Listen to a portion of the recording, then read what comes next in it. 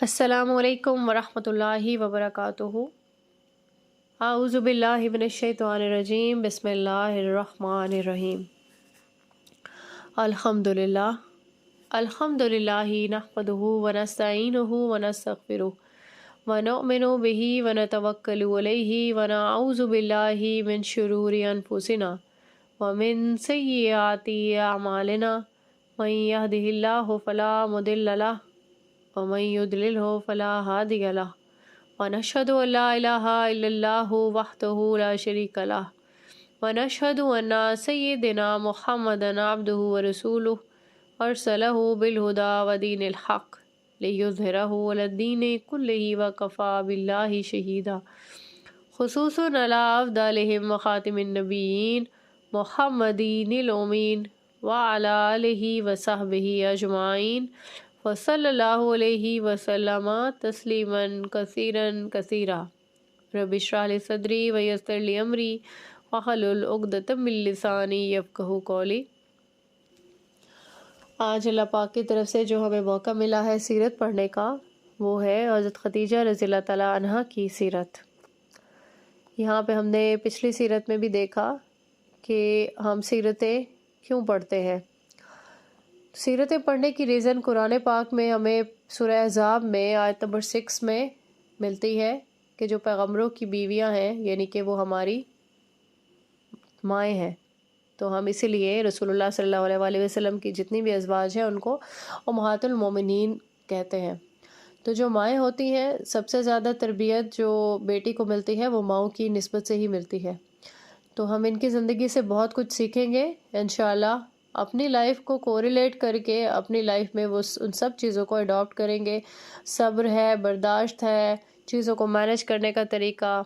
और ये कि इंसान अपने शौहर को जिस तरीके से डील करता है, वो सब तरीके हम ज़रूर इंशाअल्लाह अपनी ज़िंदगियों में भी उन सब चीज़ों को इम्प्लीमेंट करेंगे। हज़रत खदीजा रज़ियल्लाहु तआला अन्हा की सीरत में सबसे पहले हम देखते हैं कि उनका नाम, उनका नसब, ये चीज़ें हम देख लेते हैं। उनका नाम उम्मे हिंद था। लक़ब उनको ताहिरा जो है वो मिला हुआ था अहले कुरैश की तरफ से, और आप सल्लल्लाहु अलैहि वसल्लम की ज़ौजियत में आने से पहले ही उनका लक़ब ताहिरा था। तो खदीजा बिनते ख़वालिद बिन अब्दुल उज़्ज़ा बिन कुसा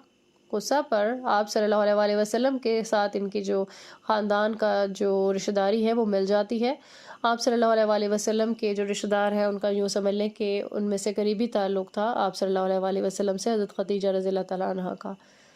तो वालदा का जो नाम है वो फ़ातिमा बिनते ज़ायदा था। हज़रत खदीजा के वालिद ये एक मुअज़्ज़िज़ शख्स थे, मालदार थे, पेशा इनका तिजारत था। मक्का में आकर जब इन्होंने इकामत की तो यहीं पर ही फ़ातिमा बिनते ज़ैद से फिर बिनते ज़ायदा उनसे इनका निकाह हुआ। तो इन्हीं के बतन से ये वाक़या है आमुल फ़ील के 15 साल पहले जब हज़रत खदीजा की पैदाइश हुई। तो रसूलुल्लाह सल्लल्लाहु अलैहि वसल्लम की ज़ौजियत में आने से पहले ही हज़रत खदीजा रज़ियल्लाहु तआला अन्हा के 2 निकाह हो चुके थे। कुछ रिवायत में मिलता है कि दोनों जगह से मुतल्लिका थी, कुछ रिवायात में मिलता है कि एक जगह से मुतल्लिका थी और दूसरी जगह से बेवा थी। चुनांचे ये इख्तिलाफ़ पाया जाता है और मुख्तलिफ़ तसानीफ़ में, लेकिन हमने हमारे क्योंकि नॉलेज के लिए इतना ही बहुत है कि 2 निकाह हो चुके थे। तो यहाँ पे आपके जो वालिद थे उन्होंने पहले तो वर्का बिन नौफल से ये निस्बत कायम करने की कोशिश की, लेकिन कुछ वजूहात की बिना पर ये नहीं कायम हुई, और वो तौरात के जो है इंजील के बहुत बड़े आलिम थे। वर्का बिन नौफल वो नसरानी थे, तो आलिम समझ सकते हैं, यानी बहुत ज़्यादा उनको नॉलेज था इसका, इंजील पढ़ा करते थे, और इसी मुनासबत से उनकी एक शख्सियत है, उसका ज़िक्र आगे भी आएगा कि उनकी इम्पोर्टेंस क्या है। तो यहाँ पे पहला जो निकाह था अबू हाला से हुआ। अबू हाला की इक्कत से इनके बेटे थे 3, जिनमें से जिनके एक बेटे का नाम हाला था और उसी मुनासबत से इनका जो कुनियत है वो अबू हाला है।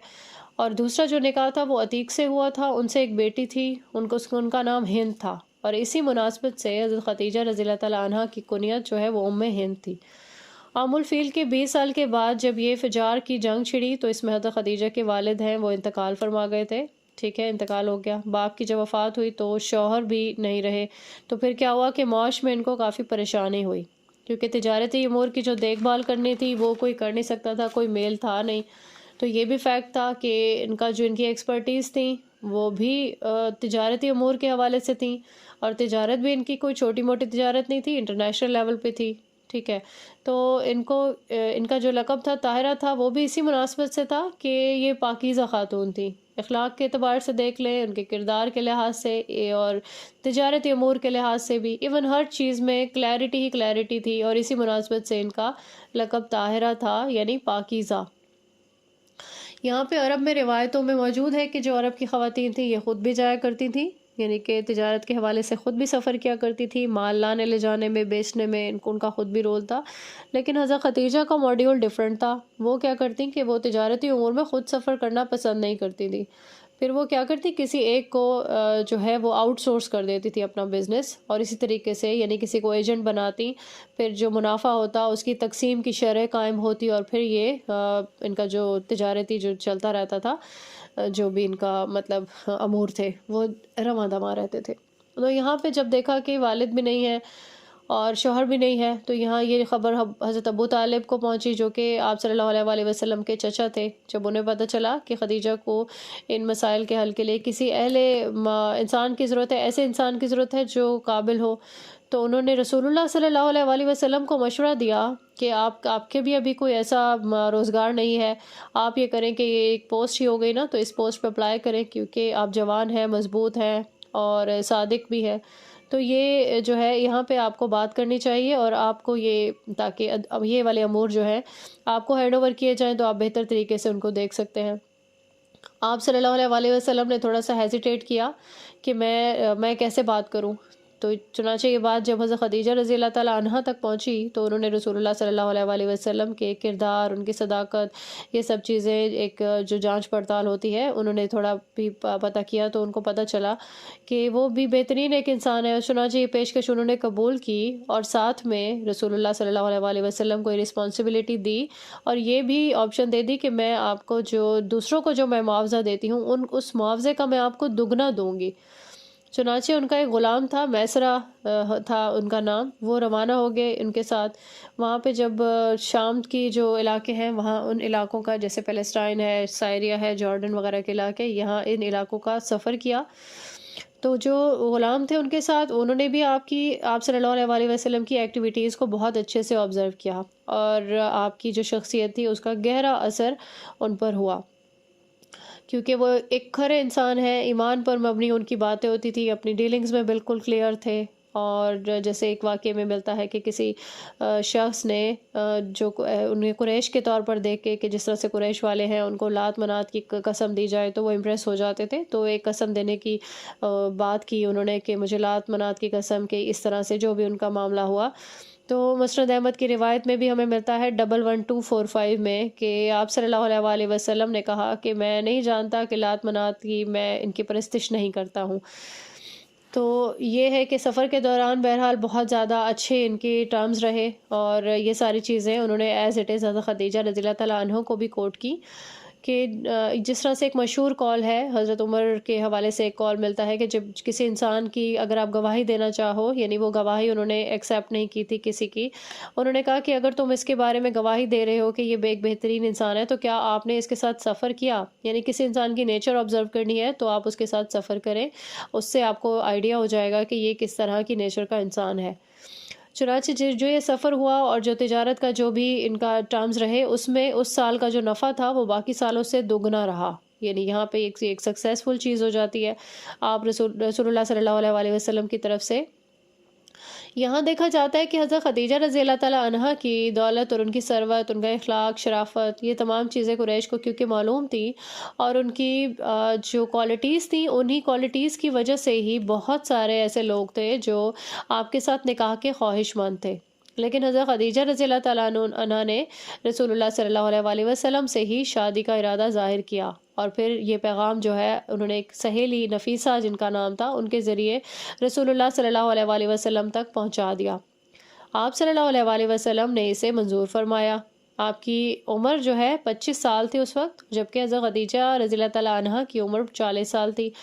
تو یہاں پہ ہمیں ایک سیکھنے کا یہ بھی موقع ملتا ہے کہ جو ایج ڈفرینس ہم لوگ آج کل کنسیڈر کرتے ہیں بیٹے بیٹیوں کی شادی کے وقت، کہ بیٹی جو ہے اور جو بیٹا ہے، خاص طور پر جو بہو لانے والے لوگ ہوتے ہیں یا اپنے بھائی کی کوئی شادی کر رہا ہوتا ہے، تو وہ یہ سوچتے ہیں کہ ایج کا جو ڈفرینس ہے یہ نہیں ہونا چاہیے، لڑکی ہمیشہ سے چھوٹی ہو۔ تو یہاں پہ ہمیں یہ سیکھنے کا موقع ملتا ہے، آپ صلی اللہ علیہ وآلہ وسلم نے اس فرق کو بالکل بھی کنسیڈر نہیں کیا، ٹھیک ہے۔ تو حضرت خدیجہ کا یہ سارا نکاح جو طے پایا، انہوں نے انتظامات کیے، والد تو ان کے نہیں تھے لیکن چچا تھے جن کا نام عمرو بن اسد بتایا جاتا ہے، انہوں نے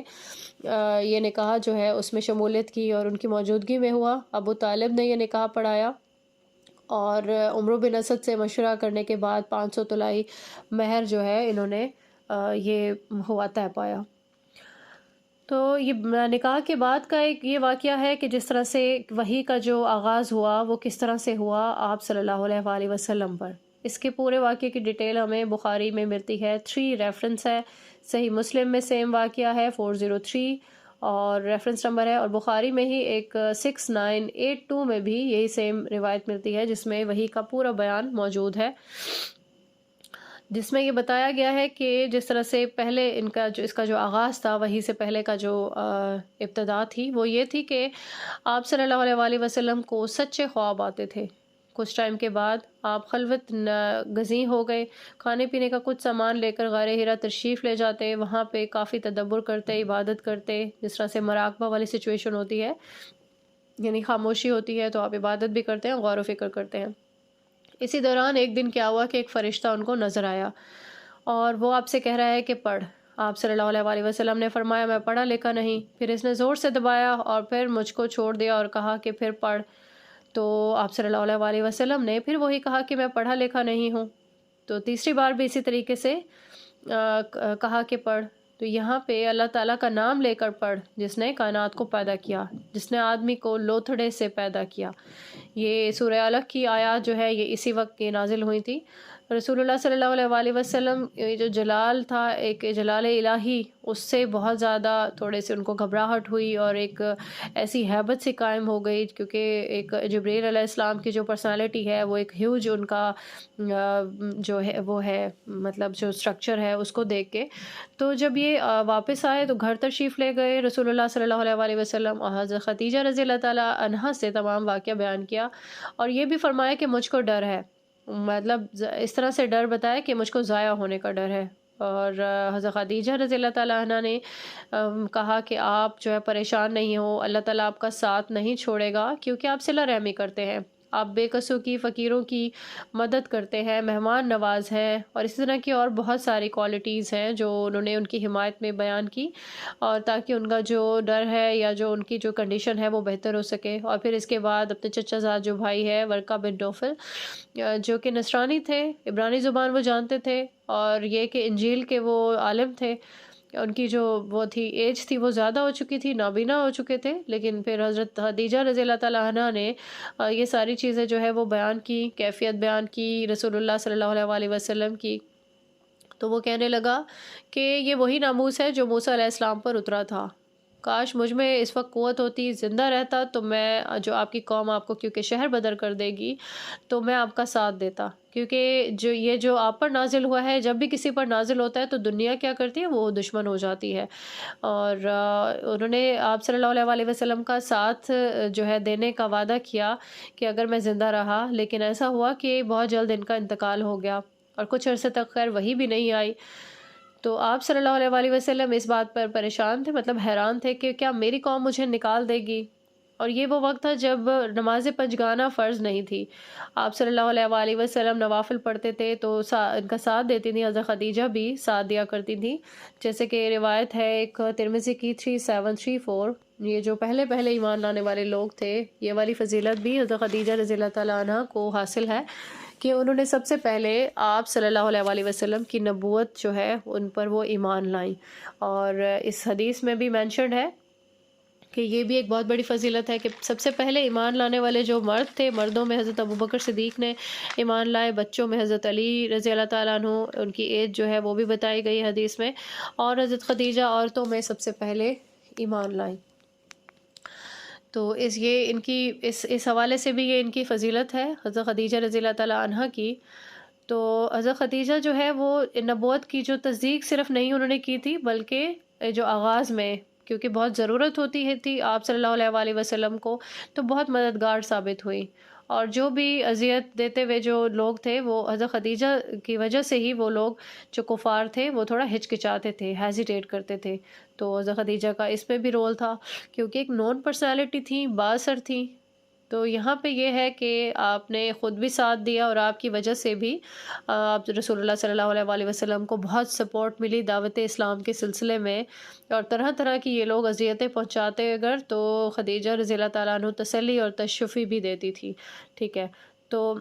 جیسے ہی رسول اللہ صلی اللہ علیہ وآلہ وسلم کو کوئی صدمہ پہنچتا تو آپ حضرت خدیجہ کے پاس تشریف لاتے، اور وہ صدمے سے جو ہے ان کو تسلی ہو جاتی، تشفی ہو جاتی، کیونکہ وہ آپ کی بات کو ہلکا کر کے، مشرکین کے جو معاملات تھے ہلکا کر کے بیان کرتی تھی۔ اب ہلکا کر کے بیان کرنے کا مطلب یہ ہے کہ جس طرح سے ایگزیجریٹ کرتی ہیں خواتین میں خاص طور پر، یہ جو ہے یہ ایک بری چیز ہے، جو کہ بات کو بڑھا چڑھا کے ایک کے ساتھ چار لگا کے پیش کرنا۔ تو اگر آپ معاملے کو تھوڑا ہلکا کر کے پیش کریں تو اس کی جو انٹینسٹی ہے دکھ کی یا تکلیف کی، وہ کم ہو جاتی ہے، یہ ایک نیچرل چیز ہے۔ تو یہاں پہ یہ دیکھتے ہیں کہ یہ ساتھ دیتی رہیں حضرت خدیجہ، اور اس دوران کیا ہوا کہ ان لوگوں کو یہ تدبیر سوجھی، جتنے بھی کفار تھے قریش کے، انہوں نے سوچا کہ اسلام کے جو مذہب ہے اور یہ جو پھیلا رہے ہیں، ان کو ہم تباہ و برباد کر دیتے ہیں۔ تو جیسے انہوں نے یہ تدبیر سوچی تو کچھ لوگوں نے خیر انکار کیا کہ قتل و غارت کرنے سے بہتر یہی ہے کہ ان کے خاندان کو ہم نظر بند کر دیتے ہیں۔ اب جب نظر بند کیا تو کیا ہوا کہ جب بھی ان کی فیملی میں سے، جیسے چچا ہیں، حضرت خدیجہ ہیں، آپ صلی اللہ علیہ وآلہ وسلم اور آپ کے جتنے بھی ساتھی، تو جب بھی آپ لوگ کبھی باہر نکلتے تو باہر کے جو لوگ ہیں وہ آپ کو پریشان کرتے، فیملی کی جو خواتین تھی ان کو بھی پریشان کیا جاتا، مردوں کو بھی پریشان کیا جاتا۔ تو یہ لوگ مجبور ہو گئے، اور شعیب ابی طالب میں ایک گھاٹی تھی، وہاں پہ یہ لوگ محصور ہو کے رہ گئے۔ تو حضرت خدیجہ رضی اللہ تعالیٰ عنہ بھی ان کے ساتھ تھی۔ یہ سیرت ابن حشام میں یہ چیز موجود ہے، وہ یہ چیز موجود ہے کہ وہ رسول اللہ صلی اللہ علیہ وآلہ وسلم کے ساتھ شعیب ابی طالب میں موجود رہی۔ اچھا، یہ جو محصور کیا گیا تو یہ 3 سال تک اس حصار قائم رہا، اور یہ ایک بہت سخت سال تھا، یہ کوئی چھوٹا عرصہ نہیں تھا، 1-2 ماہ کی بات نہیں ہے، یہ ایک لمبا تکلیف دہ ایک مرحلہ تھا، اور ایسا تھا کہ کھانے پینے کی اشیاء نہیں ہوتی تھی،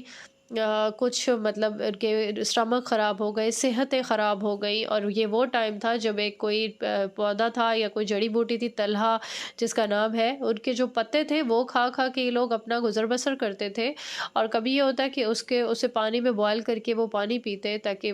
جو ہے بھوک ختم کی جا سکے۔ تو جو ہے حضرت خدیجہ رضی اللہ تعالیٰ عنہ کے ہی اثر کی وجہ سے کبھی کبھار کوئی کھانا وہاں پہ پہنچ جایا کرتا تھا۔ تو ایک دن کیا ہوا کہ حضرت خدیجہ رضی اللہ تعالیٰ عنہ کے پاس ان کے جو ایک بھتیجا تھا، انہوں نے کوئی گیہوں وغیرہ بھیجے ایک غلام کے ہاتھ، تو راستے میں ابو جہل نے دیکھ لیا اتفاق سے اور وہ چھیننا چاہا۔ پھر یہ ہوا کہ اگرچہ وہ کافر تھا، ایک شخص وہاں سے گزرا اور پھر اس کو رحم آیا، انہوں نے کہا کہ ابو جہل سے کہ جب کوئی اپنی پھوپھی کے لیے اگر وہ کوئی کھانے کی چیز بھیج رہا ہے تو آپ کو روکنا نہیں چاہیے۔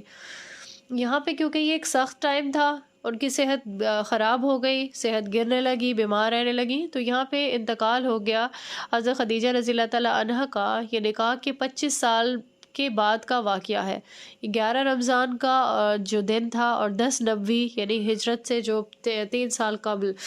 جو ہجرت سے پہلے کے جو سال ہے ان کو نبوی کے نام سے لکھا جاتا ہے۔ تو اس وقت ان کی عمر جو تھی وہ 64 سال تھی اور 6 ماہ تھی، اور اس وقت نماز جنازہ اس وقت جو ہے وہ فرض نہیں کیا گیا تھا، تو ان کی جو میت تھی اس کو ایز اٹ از جو ہے وہ دفن کیا گیا، اور رسول اللہ صلی اللہ علیہ وآلہ وسلم خود ان کی قبر مبارک میں اترے، اور سب سے جو بڑی غمگسار ہستی تھی ان کو سپرد خاک کیا۔ حضرت خدیجہ کی جو قبر ہے وہ ہجون کے مقام پر ہے، یہ جنت البقیع میں نہیں ہے، لیکن یہ اس کا مقام جو ہے یہ تھوڑا سا کنفیوژن والا ہے، کہاں پر ہے واللہ عالم۔ تو حضرت خدیجہ رضی اللہ تعالیٰ عنہ کی وفات ہوئی تو تاریخ اسلام میں ایک نیا دور شروع ہو گیا، اور جو کہ سخت ترین ٹائم تھا، اور رسول اللہ صلی اللہ علیہ وسلم نے اس سال کو عام الحزن کا سال بھی فرمایا کرتے تھے، کیونکہ یہ غم کا سال تھا۔ حضرت خدیجہ کے جانے کے بعد حضرت ابو طالب کا بھی انتقال ہو گیا، تو یہ یوں سمجھ لیں کہ دو ایسے لوگ تھے جو بہت زیادہ قریب تھے آپ صلی اللہ علیہ وسلم کے لیے، اور جو صبر اور برداشت کا یوں سمجھ لیں کہ ایک لیول تھا پیشنس کا، جو آپ صلی اللہ علیہ وسلم کو فیس کرنا پڑا، کیونکہ یہ ہے کہ جب یہ لوگ چلے گئے تو پھر قریش کو کسی ایک کا بھی پاس نہیں رہ گیا۔ وہ جو پہلے تھوڑا بہت ہیزیٹیٹ کرتے تھے تو اب وہ بھی نہیں کرنے لگے، تو کیا ہو گئے، زیادہ بے رحم ہو گئے، زیادہ ستانے لگے آپ صلی اللہ علیہ وسلم کو۔ تو یہی وہ ٹائم تھا جب آپ صلی اللہ علیہ وسلم مکہ سے نا امید ہو گئے تھے، اور پھر یہ طائف کی طرف روانہ ہوئے، تشریف لے گئے تھے آپ صلی اللہ علیہ وسلم۔ یہاں ہم دیکھتے ہیں کہ حضرت خدیجہ کی جو اولاد ہے اس کے حوالے سے دیکھتے ہیں۔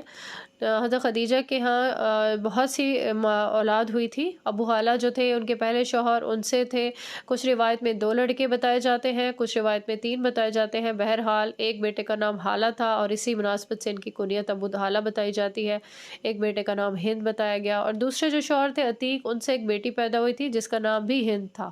بیٹی تھی، اور اسی وجہ سے ان کی کنیت جو ہے وہ ام ہند تھی، حضرت خدیجہ رضی اللہ تعالیٰ عنہ کی۔ اب یہاں دیکھتے ہیں کہ رسول اللہ صلی اللہ علیہ وسلم سے کتنی اولادیں ہوئیں۔ حضرت خدیجہ سے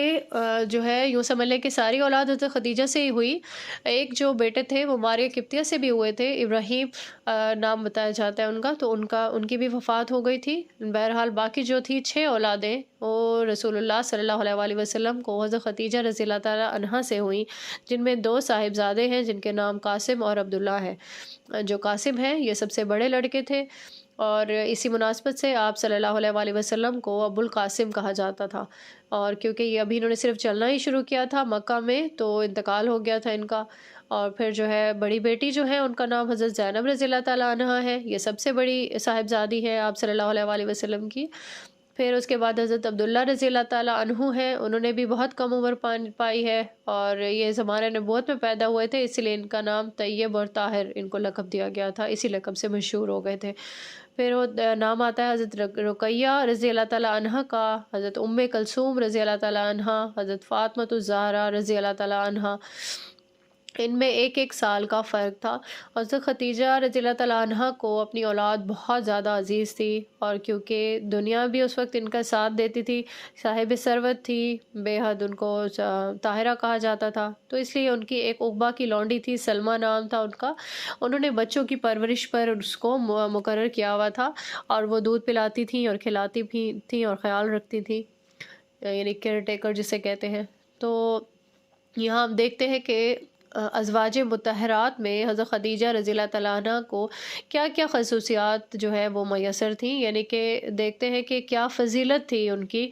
اور جس طرح سے ہم دیکھا ہے، ہم نے پہلے بھی پڑھا کہ رسول اللہ صلی اللہ علیہ وسلم کی پہلی بیوی ہیں یہ، اور پہلی بیوی کس طرح سے کہ آپ صلی اللہ علیہ وسلم جو ہے وہ کنوارے تھے، اور یہ 2 جگہ سے متعلقہ تھیں، لیکن محبت کا یہ عالم تھا کہ ان کی زندگی میں، یعنی کہ یوں سمجھ لیں کہ میرٹل لائف کا 2/3 پورشن رسول اللہ صلی اللہ علیہ وسلم نے انہی کے ساتھ گزارا۔ آپ کی عمر 25 سال تھی اور حضرت خدیجہ کی عمر 40 سال تھی، لیکن ان کی زندگی میں رسول اللہ صلی اللہ علیہ وسلم نے دوسری شادی نہیں کی، اور یہ بہت بڑی فضیلت ہے۔ اور اللہ تعالیٰ نے تمام اولاد جو ہے حضرت ابراہیم علیہ السلام، حضرت ابراہیم رضی اللہ تعالیٰ عنہ کے علاوہ، یعنی جو ابھی بتایا کہ جو حضرت ماریہ سے تھے، حضرت ماریہ قبطیہ سے، ان کے علاوہ تمام اولاد جو ہے وہ حضرت خدیجہ رضی اللہ تعالیٰ عنہ سے ہی ہوئی تھی۔ تو ان کی جو فضیلت ہے، اس بات سے بھی اس کا اندازہ لگایا جا سکتا ہے کہ پورا جو اہل عرب تھا، جزیرۃ العرب کے نام سے ہم جانتے ہیں، کہ یہ سب ایک سائڈ پہ ہو گئے تھے، جیسے ہی نبوت کا کلیم کیا آپ صلی اللہ علیہ وسلم نے، لیکن حضرت خدیجہ جو ہے یہ پوری طریقے سے ان کے ساتھ تھی، اور یہ ایک جو ظلم اور ضلالت اور جو طریقہ کار انہوں نے اپنایا، اس میں پوری طریقے سے ان کے ہمیشہ ہمراہ رہی ہیں۔ حضرت خدیجہ وہ مقدس خاتون ہیں جنہوں نے نبوت سے پہلے ہی بت پرستی ترک کر دی تھی، اور رسول اللہ صلی اللہ علیہ وسلم نے حضرت خدیجہ رضی اللہ تعالیٰ عنہ سے فرمایا کہ میں لات کی اور عزیٰ کی پرستش نہیں کروں گا، تو انہوں نے فرمایا، جواب دیا کہ لات کو جانے دیجئے، عزیٰ کو جانے دیجئے، یعنی ان کا ذکر نہیں کیجئے۔ تو اس سے بھی ثابت ہوتا ہے کہ یہ بت پرستی انہوں نے بہت پہلے ہی چھوڑ دی تھی۔ اور یہ کہ جب نبوت کی جیسے صدا بلند ہوئی تو حضرت خدیجہ رضی اللہ تعالیٰ عنہ نے لبیک کہا، اور جو اسلام کو ان کی ذات سے جو تقویت تھی وہ سیرت نبوی کے ہر ایک صفحہ سے نمایاں ہے۔ جیسے ابن حشام میں درج ہے، وہ اسلام سے متعلق حضرت صلی اللہ علیہ وآلہ وسلم کی سچی مشیر کار تھیں۔ تو جو ان سے محبت تھی رسول اللہ صلی اللہ علیہ وآلہ وسلم کو، وہ ظاہر ہے کہ وہ ان کے جو دولت اور جو ثروت جو ان کو حاصل تھی، اس کے باوجود بھی رسول اللہ صلی اللہ علیہ وآلہ وسلم کی خدمت خود کرتی تھی۔ جیسے کہ ان کو کھانا بھی لینے کے لیے جاتی تھی، ان کو دینے کے لیے، اور باقی جس طرح سے دیگر کام ہیں۔ تو ایک روایت میں ہم یہاں پہ دیکھتے ہیں کہ یہ ایک بہت بڑی فضیلت ہے یہاں پہ، کہ پہلے ہم نے فضیلت دیکھی جس کا جو ریفرنس ہے وہ صحیح مسلم میں 6281 میں آتا ہے کہ رسول اللہ صلی اللہ علیہ وآلہ وسلم نے ان کی زندگی میں دوسری شادی نہیں کی۔ دوسری ہم یہاں پہ دیکھتے ہیں صحیح مسلم میں 6273 میں آتا ہے کہ ایک بار حضرت خدیجہ رضی اللہ تعالیٰ عنہ کھانا دینے کے لیے روانہ ہوئی تھی، اور راستے میں ہی تھی کہ حضرت جبریل علیہ السلام رسول اللہ صلی اللہ علیہ وآلہ وسلم کے ساتھ موجود تھے، اور انہوں نے عرض کیا کہ حضرت صلی اللہ علیہ وآلہ وسلم سے عرض کیا کہ خدیجہ جو ہے وہ برتن میں کچھ لا رہی ہیں، آپ صلی اللہ علیہ وآلہ وسلم کے پاس جب یہ پہنچ جائیں تو ان کو اللہ تعالیٰ کا سلام دیجیے اور میرا بھی سلام پہنچا دیجیے، سبحان اللہ۔ اور ساتھ میں جنت میں ایک گھر کی بشارت کا بھی ذکر کیا کہ ان کو ایک موتیوں کی لڑیوں سے بنا ہوا ایک ایسا گھر جو ہے اس کی بشارت دے دیجیے جہاں پہ سکون ہوگا اور جہاں تھکاوٹ بھی نہیں ہوگی ان کے لیے۔ تو یہ ایک بہت بڑی فضیلت ہے، اور یہ بہت ہی یوں سمجھ لیں کہ ایک امپریسو یہاں مقام ہے حضرت خدیجہ کے لیے کہ ان کو اللہ جل شانہ کی طرف سے سلام ملا، اور جو خود ایک یوں سمجھ لیں کہ حضرت خدیجہ نے بھی یہ جواب دیا کہ میں اب ان کو جو ایک سلامتی کا ہی یوں سمجھ لیں کہ پیکر ہے، اور اللہ تعالیٰ کی جو ذات ہے ان کو میں کیا جواب دوں، کہ کس طریقے سے میں اسلام کا جواب دوں گی۔ اب یہاں دیکھتے ہیں کہ جو بہترین عورتیں ہیں، اور جس طرح آپ صلی اللہ علیہ وآلہ وسلم نے فرمایا کہ میرے دور میں جو بہترین عورتیں ہیں ان میں حضرت مریم بنت عمران کا ذکر کیا گیا اور حضرت خدیجہ بنت خویلد کا ذکر کیا گیا۔ یہ صحیح مسلم کی 6271 میں یہ روایت موجود ہے، یعنی بہترین عورتیں قرار پائی گئی۔ اور یہ کہ جب آپ کی وفات ہو گئی تو جب کوئی چیز لائی جاتی تو آپ صلی اللہ علیہ وآلہ وسلم حضرت خدیجہ کی جو سہیلیاں تھیں ان کو ڈھونڈ ڈھونڈ کر وہ چیز بھجواتے، اور ان کے جو بیک گراؤنڈ میں جو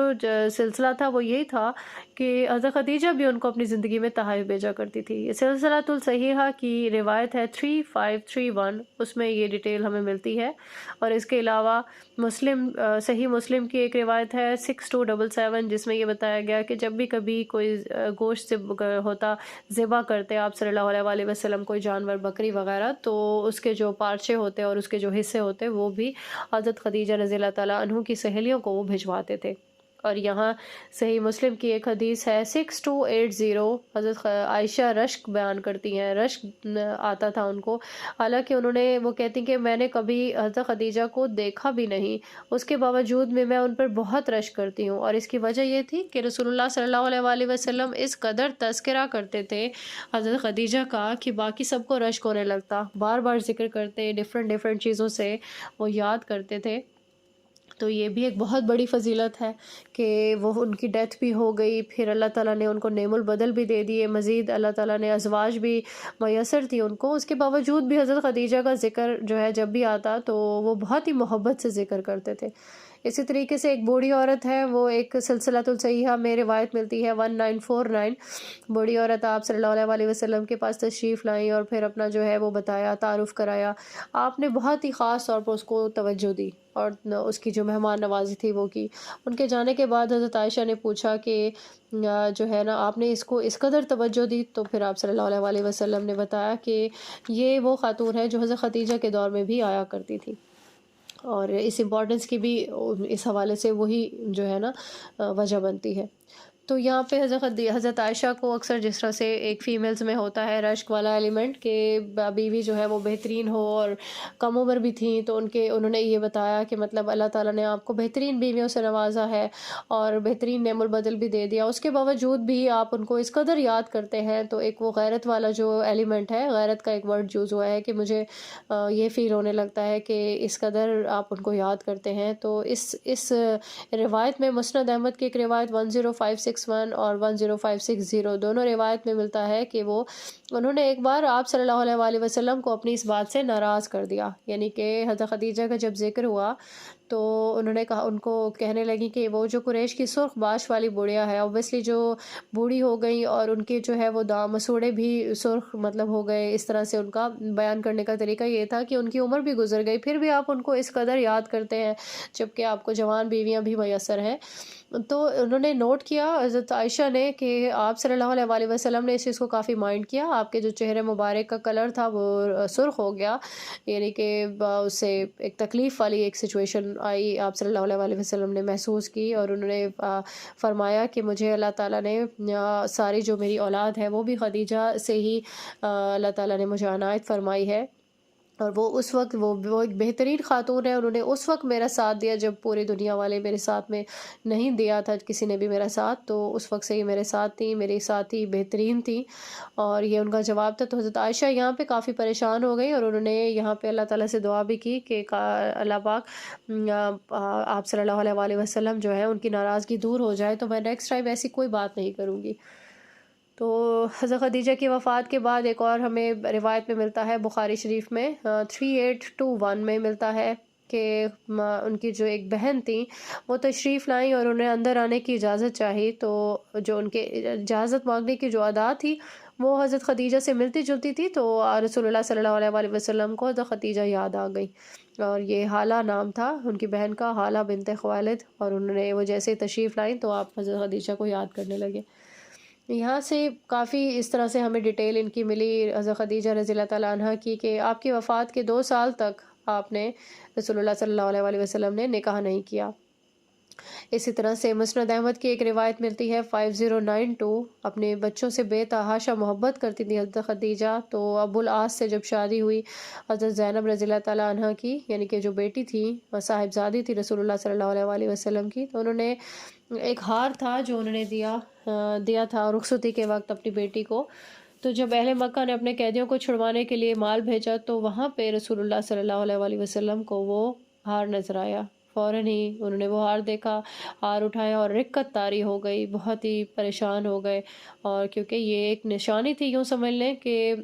زینب رضی اللہ تعالیٰ عنہ کے لیے بھی ایک نشانی تھی اپنی والدہ کی طرف سے، تو انہوں نے اپنے شوہر کو جو ہے